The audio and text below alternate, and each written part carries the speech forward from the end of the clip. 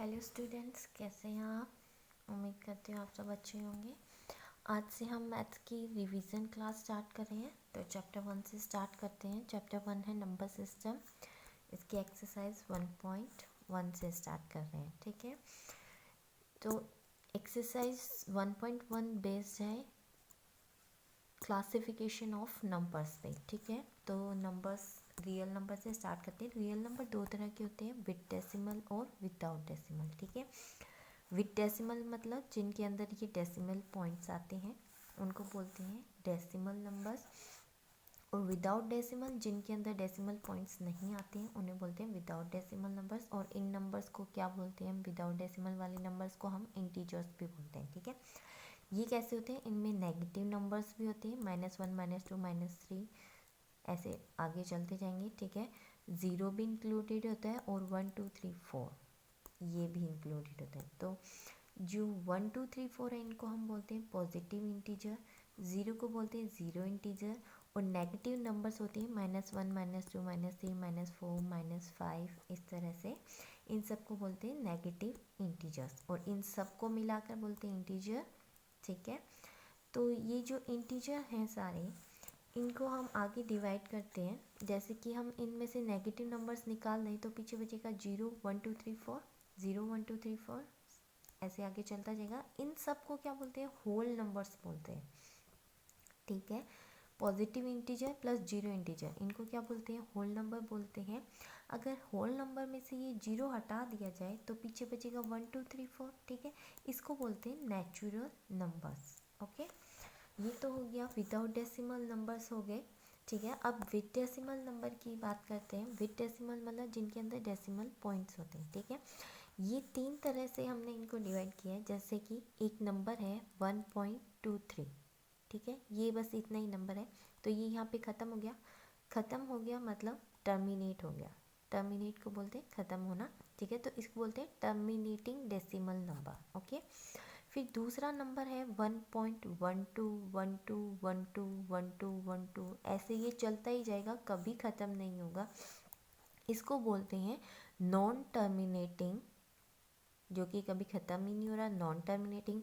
और ये देखो डेसिमल के बाद में 1 2 रिपीट हो रहा है। ठीक है, तो क्या बोलेंगे? नॉन टर्मिनेटिंग और रिपीटिंग नंबर। रिपीट हो रहा है नंबर तो रिपीटिंग नंबर। ठीक है, अब नेक्स्ट नंबर आता है 1.12389456, ऐसे आगे ये चलता जाएगा। ठीक है, ये भी कभी ख़त्म नहीं होगा, तो नॉन टर्मिनेटिंग हो गया। पर इसमें इसमें रिपीटेशन था, रिपीट हो रहा था नंबर, इसमें नंबर रिपीट नहीं हो रहा है। ठीक है, तो इसको बोलेंगे non repeating, non terminating, non repeating, repeating. तो जो non terminating non repeating number होते हैं इनको हम क्या बोलते हैं? Irrational number. इनको बोलते हैं इरेशनल नंबर। ये किस तरह के नंबर होते हैं? जैसे √2, इसकी वैल्यू क्या होगी? ऐसी ही वैल्यू आएगी जो कि नॉन टर्मिनेटिंग, जो कि कभी ख़त्म नहीं होगी और उसमें नंबर रिपीट भी नहीं करेंगे। √3 हो गया, √5 हो गया, √7, मतलब जिनका परफेक्ट स्क्वायर ना हो। √4 नहीं आया यहाँ पे, √4 की वैल्यू क्या होती है? 2।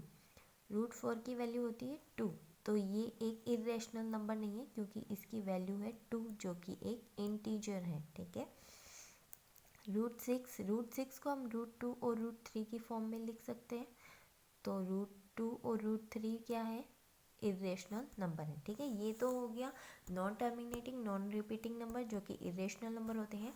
अब बात करते हैं जो कि टर्मिनेटिंग है या फिर नॉन टर्मिनेटिंग रिपीटिंग नंबर है। ठीक है, इन दोनों को मिलाकर क्या बोलते हैं? हम रेशनल नंबर बोलते हैं। ठीक है, तो रेशनल नंबर की एक पहचान तो ये हो गई कि डेसिमल पॉइंट आएगा और या तो ये ख़त्म हो जाएगी नंबर या फिर ये रिपीट होएगी अगर चलती रहेगी तो। ठीक है, इसकी दूसरी पहचान क्या है? इसको हम P/Q की फॉर्म में लिख सकते हैं।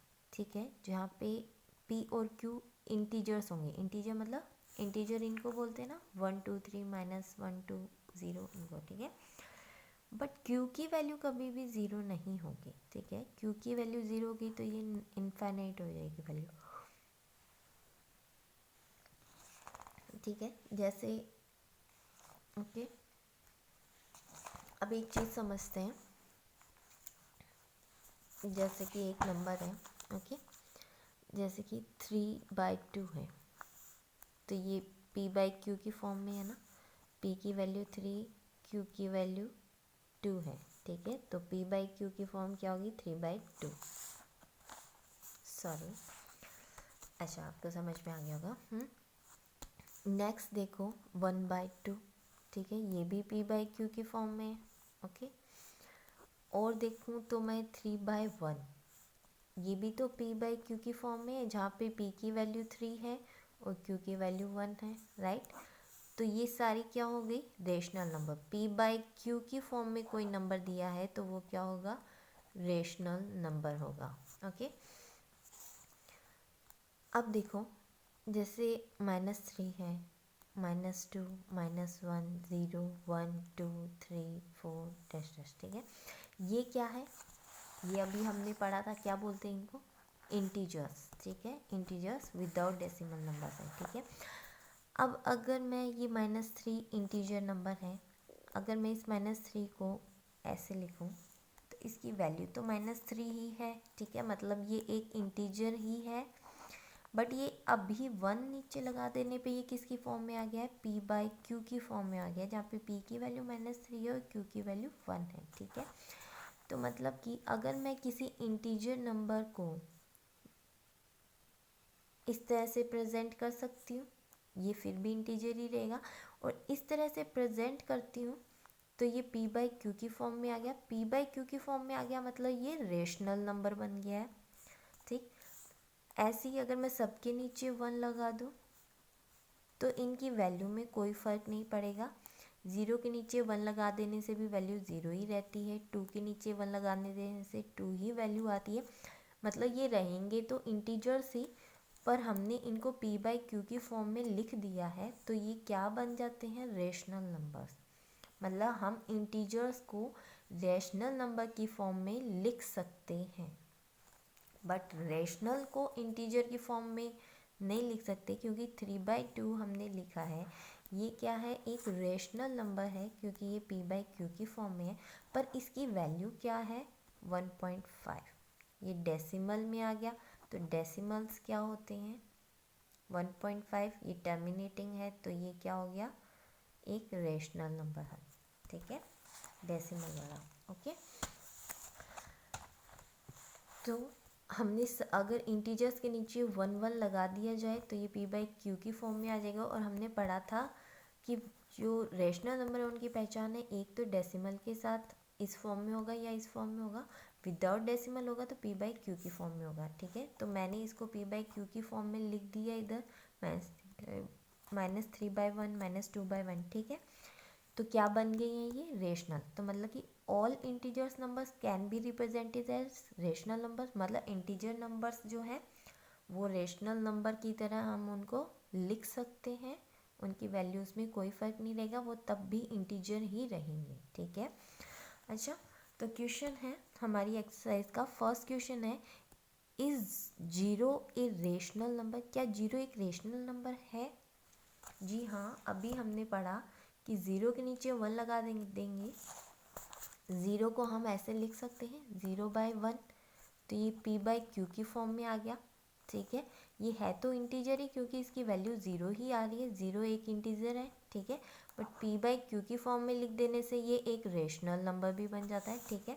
तो is 0 a rational number, yes 0 is a rational number, okay.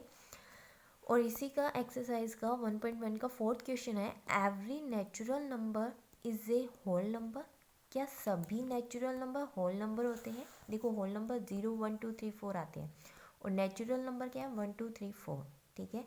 तो सारे नेचुरल नंबर होल नंबर के अंदर आ रहे हैं, ठीक है, yes every natural number is a whole number. इसका सेकंड है, every integer is a whole number, क्या सभी इंटीजर होल नंबर होते हैं। इंटीजर कौन से होते हैं, -3 वाले भी होते हैं, 0, 1, 2, 3 भी होते हैं, बट होल नंबर क्या होते हैं, इसमें नेगेटिव नंबर्स नहीं होती हैं, ठीक है। तो हर इंटीजर जो है वो होल नंबर नहीं होता, प्रत्येक इंटीजर होल नंबर नहीं होता है, ठीक है। Every rational number is a whole number, क्या सभी रेशनल नंबर होल नंबर होते हैं, नहीं। अभी हमने पढ़ा था कि देखो -3/1 इसकी वैल्यू -3 आती है, तो ये रेशनल था, तो ये एक इंटीजर हो गया है, ओके ये तो इंटीजर हो गया, ठीक है। ऐसे देखो इधर देखो, जैसे कि 2/1 है, ठीक है, ये p/q की फॉर्म में है, तो ये एक रेशनल नंबर है, इसकी वैल्यू आती है 2। 2 क्या है, एक होल नंबर हो गया ना, ठीक है। तो ये तो होल नंबर हो गया है, बट क्या 3/2 जो है ये भी रेशनल नंबर है p/q की फॉर्म में, इसकी वैल्यू क्या है 1.5, बट ये डेसिमल में है और ये क्या है, रेशनल नंबर है। 1.5 होल नंबर नहीं है, होल नंबर होते हैं 1 2 3 0 1 2 3 4, डेसिमल वाला होल नंबर के अंदर नहीं काउंट होता है। तो हर रेशनल नंबर जो है, ये भी रेशनल था, ये भी रेशनल था, ये रेशनल तो होल नंबर था, पर ये रेशनल होल नंबर नहीं है, तो सभी रेशनल नंबर्स होल नंबर नहीं होते हैं, ठीक है। तो every rational number is not a whole number, okay. इसी का नेक्स्ट करते हैं हम, ओके। रेशनल नंबर्स जो है, अगर दो नंबर दिए हुए हैं हमें, ठीक है, जैसे 1 और 2 दिए, इनके बीच में हमें पूछा है कि कम से कम 5 रेशनल नंबर बताओ, ओके। तो इन दोनों के अंदर इनफाइनाइट कोई भी दो नंबर है, एक्स वाई जेड कोई भी दो नंबर है, जैसे ए है बी है, इन दोनों के बीच में इनफाइनाइट मतलब अनंत, मतलब बहुत सारे रेशनल नंबर्स हो सकते हैं, ठीक है। अब हमें ये बहुत सारे हैं, पर हमें कुछ एक पूछेंगे, जैसे एग्जांपल है 1 से लेके 2 तक के बीच में हमें सिर्फ 5 रेशनल नंबर पूछे, ठीक है। 5 रेशनल नंबर बता दो इनके बीच में। तो रेशनल नंबर कैसे फाइंड आउट करें 1 से लेके 2 के बीच में? तो इसका फर्स्ट मेथड क्या है, मिड पॉइंट मेथड, ठीक है। मतलब 1 से लेके 2 के बीच में हमें 5 रेशनल नंबर निकालने हैं, तो हम कैसे निकालेंगे, फर्स्ट नंबर ये है, सेकेंड नंबर ये है, ठीक है। इनका मिड पॉइंट क्या होगा, अगर मैं 1+2 को इन दोनों का सम करूँ, 1+2 इसको डिवाइड कर दूँ, तो इन दोनों का मिड पॉइंट आ जाएगा 3/2, तो ये हो गया फर्स्ट रेशनल नंबर। अब हमारे पास एक पॉइंट आ गया है 3/2, ठीक है। अब मैं क्या करूँगी, 1 और 3/2 का मिड पॉइंट निकालूंगी, तो 1 + 3/2 इसको कर दूँ डिवाइड 2, तो इनका मिड पॉइंट आ जाएगा, ठीक है। कितना आएगा इनका मिड पॉइंट, ये कितना हो जाएगा, इधर हो जाएगा 2 + 3/2 डिवाइडेड बाई 2 आ गया, तो ये हो गया 3, इधर आ जाएगा 5 और 2 नीचे चलेगा 5/4, ठीक है। इसी तरह से हम आगे करेंगे। अब हमारे पास एक नंबर आ गया 5/4 आ गया। अब 3/2 और 2 के बीच का निकालेंगे, इसी तरह से मिड पॉइंट निकालेंगे, 7/4 आ जाएगा, ठीक है। फिर 1 और 5/4 के बीच का मिड पॉइंट निकाल लो। तो इस तरह से हमने ये 5 मिड पॉइंट निकाले। ऐसे अगर ये कम नंबर है तो हम निकाल सकते हैं, 5 ही पूछे हैं, अगर 10 पूछ लें तो इस तरह से थोड़ा सा टफ हो जाता है। तो इसका एक और मेथड है, सेकंड मेथड क्या है, व्हेन डिनोमिनेटर इज सेम, ठीक है, ओके। इस फॉर्म में था तो इजी था मिड पॉइंट निकालना, बट अगर ये रेशनल की फॉर्म में दिए हुए हैं तब निकालना थोड़ा सा मुश्किल हो जाता है, तो हम सेकंड मेथड से निकालेंगे। बट ये कब लागू होगा, जब इसका जो बेस है इन दोनों नंबर्स का सेम हो, जैसे इधर भी 5 है डिनोमिनेटर, इधर भी 5 है, ऊपर वाले को बोलते हैं न्यूमने, ठीक है, जो भी, ठीक है, न्यूमरेटर और डिनोमिनेटर, ठीक है।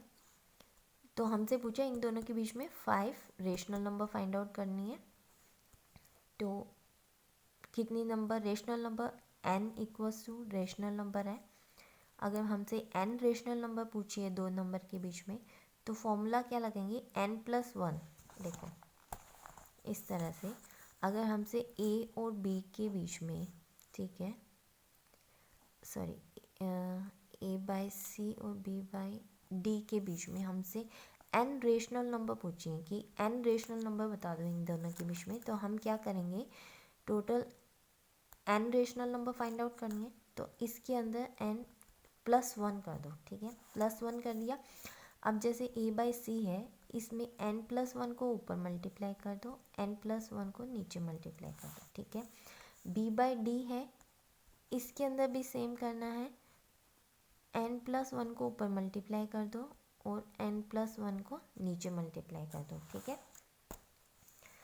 ऐसा करने से नंबर चेंज हो जाएगा और फिर हम इनके बीच में रेशनल नंबर कैसे निकालेंगे अभी एग्जांपल से समझते हैं, ठीक है। जैसे 3/5 और 4/5 था, ठीक है, इनके बीच में निकालना है 3/5 एंड 4/5, ठीक है। कितने रेशनल नंबर पूछे हैं हमसे? 5 पूछे हैं, ठीक है। 5 रेशनल नंबर, तो n की वैल्यू कितनी होगी? 5। n के अंदर +1 करेंगे तो 5 के अंदर +1 कर दो, कितना बन गया? 6, ठीक है। अब 3/5 के अंदर ऊपर 6 का मल्टीप्लाई करो, नीचे 6 का मल्टीप्लाई करो। सेम 4/5 में ऊपर 6 का मल्टीप्लाई करो, नीचे 6 का मल्टीप्लाई करो, तो ये नंबर क्या बन जाएगी? 18/30। ये नंबर बन जाएगी 24/5 6 30 हो गया। अब हमें क्या करना है, इनके बीच में 5 रेशनल नंबर निकालनी है। इसमें 18 के अंदर 1 1 प्लस करते जाओ, कितना? 18 में 1 प्लस किया 19/3। न्यूमरेटर के अंदर 1 प्लस करना है, डिनोमिनेटर सेम रहेगा, 19 बन गया। इसमें +1 करेंगे 20/3, 21/30, 22/30 और एक और नंबर आएगा 23/30 एंड 24। तो 5 आ गई ना, 1 2 3 4 एंड 5।